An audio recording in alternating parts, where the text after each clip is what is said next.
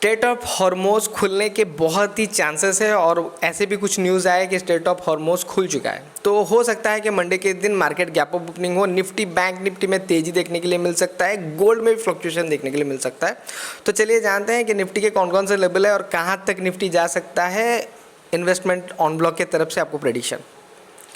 तो मार्केट लगभग अभी 24,353 में है और उसका जो पहला रेजिस्टेंस है अभी जहाँ से प्रॉफिट बुकिंग हो सकता था, अभी जिसने पार्टिसिपेट किया हुआ है बॉटम में, तो वो उन्होंने मैंने यहाँ पे एक ड्रॉ करके रखा हुआ है। इस एरिए में एक प्रॉफिट बुकिंग देखने के लिए मिल सकता है 24,886। हो सकता है उस डॉट एरिए से भी घूम सके या 24,500 पे भी घूम सके। तो यहाँ पे आप लोग अगर मार्केट इस जगह पे खुलता है तो बहुत ही प्रोबेबिलिटी है मार्केट यहाँ से थोड़ा सा प्रॉफिट बुक करे। लेकिन जैसे ही 24,500 के लेवल तोड़ता है ये चल पड़ेगा 25,600-700 की तरफ। एक दिन में ये मूव नहीं करेगा, 2-3 दिन में मूव कर सकता है। हो सकता है गैप अप ओपनिंग हो रहा है 24,500 तोड़ता है और 1000 पॉइंट का रैली भी देखने के लिए मिल सकता है अगर उतना एक्सट्रीम पॉजिटिव न्यूज़ हो। लेकिन आज का सवेरे एक नोटिफिकेशन मेरे पास आया कि स्ट्रेट ऑफ हॉर्मोज ईरान बोल रहा है कि मैं खोल दूंगा, लेकिन यूएस अपने फ्लीट्स पीछे लेने के लिए रेडी नहीं है। तो ये एक छोटा सा नेगेटिव न्यूज़ भी हो सकता है, इसके ऊपर भी लोग रिएक्ट कर सकते हैं। लेकिन जितना भी हम समझे इस न्यूज़ का जो इम्पैक्ट था वो धीरे धीरे ख़त्म होते हुए देखने के लिए मिल रहा है। तो अभी मार्केट में अगर प्रॉफिट बुकिंग देखने के लिए मिलता भी है तो ये प्रॉफिट बुकिंग ज़्यादा देर कंटिन्यू नहीं करेगा और तुरंत ही पॉजिटिव डायरेक्शन में चल पड़ेगा। तो जैसे हमने देखा कि इंडेक्स में अभी जो तेज़ी चल रहा है उस तेज़ी के पीछे फाइनेंशियल जो बैंकिंग है, प्राइवेट बैंकिंग है, उनका हाथ है। और दूसरा जो मेटल एंड माइनिंग, ये बहुत ही तेज़ी से पकड़ के मार्केट को ले जा रहे हैं। और जो भी आईटी टूटा था, आईटी में बहुत सारे ऐसे स्टॉक हैं जिसमें लोग खरीदारी शुरू कर चुके हैं। और सबसे पिटा हुआ रियल एस्टेट और एफएमसीजी, इन सेक्टर में पॉजिटिव देखने के लिए नहीं मिला है। नेगेटिव अगर मार्केट यहाँ से प्रॉफिट बुकिंग मिलता है तो करंट सपोर्ट, जो करेंटली सपोर्ट है, मैं ऑलरेडी ड्रॉ करके रखा हुआ है यहाँ पे 23,902 है। और लगभग अगर देखा जाए तो मैंने दोनों साइड के सपोर्ट रेजिस्टेंस आने वाले वीक के लिए बता रहा हूँ। हो सकता है 2-3 दिन में भी ये मार्केट पकड़ ले, क्योंकि 2-3% का मार्केट में मूवमेंट आजकल कॉमन हो चुका है। तो डाउन साइड में 570 पॉइंट का नेगेटिव डायरेक्शन मुझे देखने के लिए मिल रहा है, जहाँ पर अच्छी वाली खरीदारी आ सकती है। तो इसको आप लोग एक सपोर्ट की तरह ज़रूर माने।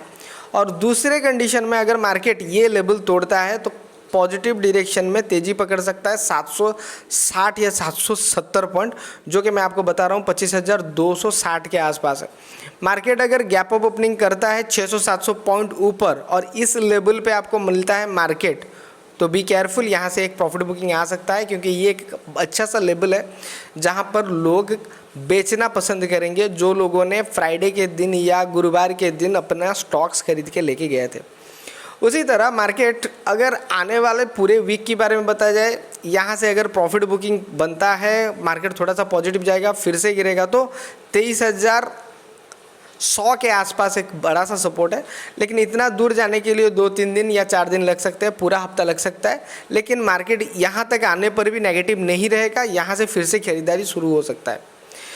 उसी तरह अगर नेक्स्ट लेवल के बारे में बात करें, जहाँ के मार्केट लाइफ टाइम हाई में था, अगर 24,300 के पास थोड़ा सा रेजिस्टेंस लेता है और यहाँ से प्रॉफिट बुकिंग होकर फिर से जंप करता है तो 25,900 के लेवल में जाएगा। मार्केट आने वाला जो क्वार्टर है, सितंबर क्वार्टर के अंदर मार्केट अपना लाइफ टाइम हाई नहीं तोड़ेगा, क्योंकि ऑलरेडी बहुत सारे बैड न्यूज़ हैं जिनका इम्पैक्ट आने वाला है, जैसे एफएमसीजी के क्राइसिस और दूसरे जो यूरिया प्रोडक्शन ना होने की वजह से इस साल बहुत सारे लोगों ने क्रॉप अपना जो खेती है उसके ऊपर ध्यान नहीं दिए। तो एफएमसीजी में थोड़ा सा नेगेटिव इम्पैक्ट आ सकता है आने वाले क्वार्टर में। तो मार्केट इस सितंबर के बीच में 26,000 का जो रेजिस्टेंस है वहाँ से प्रॉफिट बुकिंग देखने के लिए मिलेगा, क्योंकि बॉटम बहुत अच्छा मिला था, उस बॉटम से हल्का सा प्रॉफिट बुकिंग मिलेगा। तो ऑलरेडी हमने 4 आपको सपोर्ट और रेजिस्टेंस दे दिए। डाउन साइड में 23,900, उसके नीचे 23,000, ऊपर के साइड में 25,270 और उसके ऊपर 25,900 के आसपास रेजिस्टेंस है।